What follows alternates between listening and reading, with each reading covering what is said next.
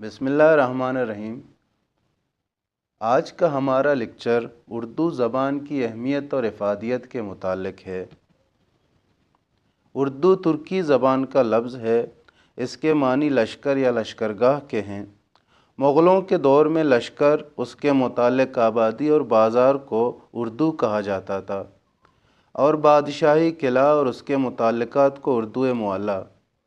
18ویں صدی کے اختتام تک ایسے علاقوں میں بولی جانے والی زبان کو اردو زبان یا زبان اردو کہا جانے لگا تھا۔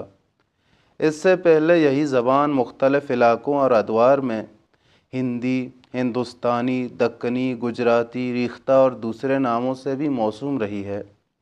19ویں صدی میں اس زبان کے لیے واضح طور پر اردو کا نام استعمال ہونا شروع ہوا۔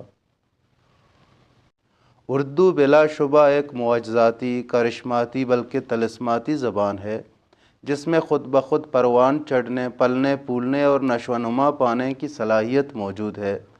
یہ زبان راحت، سکون، آرام اور آسائش کا امیزہ ہے۔ مشہور براڈ کاسٹر رضا علی عابدی نے اپنی کتاب اردو کا حال میں بڑی عمدگی سے اردو کے حوالے سے ہمارے جذبات اور احساسات کی ترجمانی کر دی ہے۔ وہ لکھتے ہیں: اردو میرے ماتھے پر رکھی ماں کی ہتھیلی ہے، میرے آنگن میں بکھری روشنی ہے، میرے چمن میں پھیلی خوشبو ہے، یہ میرے سینے میں دھڑکتی زندگی ہے اور یہ میرے وجود میں برستی ٹھنڈک ہے۔ پروفیسر ڈاکٹر بدر منیر کا نہایت برمحل شعر ہے: جڑتی نہیں ہے جو قوم اپنی زبان سے، کب سر اٹھا کے دنیا میں جیتی ہے شان سے۔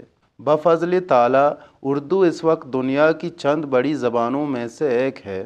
اس کے بولنے والے اور سمجھنے والے لوگ دنیا کے تقریباً ہر خطے اور ملک میں موجود ہیں، اور اس کے حلقہ اثر کو دیکھتے ہوئے یہ مبالغہ نہ ہوگا کہ یہ انگریزی کے بعد دنیا کی سب سے بڑی زبان ہے۔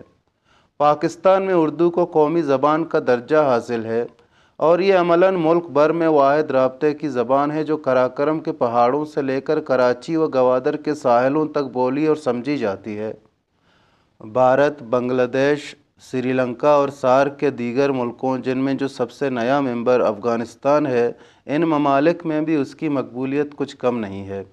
اس کے علاوہ مشرق وسطیٰ و مشرق بعید کے تمام ممالک اور یورپ، امریکہ، کینیڈا، افریقہ اور آسٹریلیا کے علاوہ دوسرے ممالک میں بھی اردو بولنے والوں اور سمجھنے والوں کی خاصی تعداد موجود ہے۔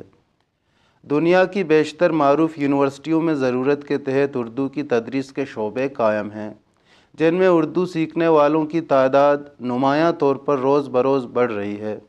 لطف یہ ہے کہ پاکستان اور بھارت کی یونیورسٹیوں کے علاوہ دنیا کی کئی اور یونیورسٹیوں میں اردو میں PhD تک کی ڈگری دی جاتی ہے۔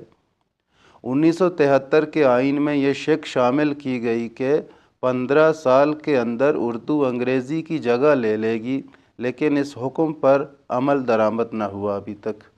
اردو کے فروغ کے حوالے سے صدر شعبہ Urdu, oriental college Punjab, professor doctor Kamran کا کہنا ہے کہ اردو کی سب سے بڑی خصوصیت یہ ہے کہ اس میں دوسری زبانوں کے الفاظ جذب کرنے کی بے پناہ صلاحیت موجود ہے۔ اس لیے اسے لنگوا فرانکا یعنی مخلوط زبان بھی کہا جاتا ہے۔ اردو اس صلاحیت کی وجہ سے نہ صرف قومی اور سرکاری زبان بننے کی صلاحیت رکھتی ہے، بلکہ جدید دور کے تقاضوں سے عہدہ برا ہونے کی بھرپور صلاحیت رکھتی ہے۔ بقول داغ دہلوی: اردو ہے جس کا نام ہم ہی جانتے ہیں داغ، سارے جہاں میں دھوم ہماری زبان کی ہے۔